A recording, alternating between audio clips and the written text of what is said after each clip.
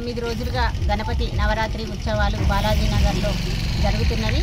మరి ఇక్కడ ప్రత్యేక పూజలు, అర్చనలు, అభిషేకాలు, అన్నప్రసాద వితరణ కార్యక్రమాలు బ్రహ్మాండంగా చేశారు. దాదాపు 13-14 సంవత్సరాల నుంచి ప్రతి సంవత్సరం ఇక్కడ యూత్ పిల్లలు భక్తితో, శ్రద్ధతో అన్ని విఘ్నాలను తొలగించుకోవడానికి విఘ్నేశ్వరుడు మొదటి పూజ చేస్తాం కాబట్టి ఇక్కడ 14 సంవత్సరాలుగా వినాయకుడిని నిలబెట్టడం జరుగుతుంది. అలాగే బ్రహ్మాండంగా పూజలు భక్తితో, శ్రద్ధతో. మరి నేను కూడా దాదాపు ఇది 5వ వినాయక చవితి అనుకుంటాను. నేను 5 ఏళ్ళుగా ఇక్కడ పాల్గొంటున్నాను.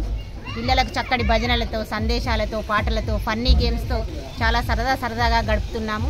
పిల్లలందరూ, పెద్దలందరూ కూడా చాలా ఇంట్రెస్ట్గా భగవంతుడి దగ్గరికి పూజా కార్యక్రమాలు ముగించుకొని మరి ఈ 9 నవరాత్రులు బ్రహ్మాండంగా అన్ని కార్యక్రమాలు చేసుకున్నాం కాబట్టి ఈరోజు నిమజ్జన కార్యక్రమం.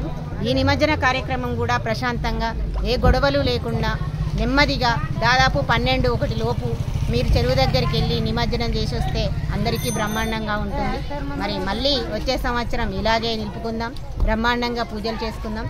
ఆ గణేష్ని కృపా కటాక్షాలు అందరిపైన ఉండాలని, అందరూ చల్లగా ఉండాలని కోరుకుంటూ మరి యూత్ తరపున నాకు సన్మానం చేయడం కూడా జరిగింది. జై బోలో గణేష్ మహారాజ్ కి, జై బోలో గణేష్ మహారాజ్ కి,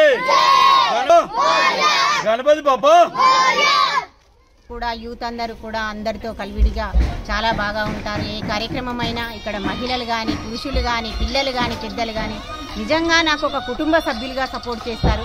అది ప్రభుత్వ కార్యక్రమం కావచ్చు, ప్రైవేట్ కార్యక్రమం కావచ్చు. మేమున్నామంటూ ఈరోజు ఇక్కడ నిలబడి మాట్లాడుతున్నాను అంటే కూడా ఈ 4వ వార్డు ప్రజలు నాకు ఇచ్చిన ఒక అవకాశం.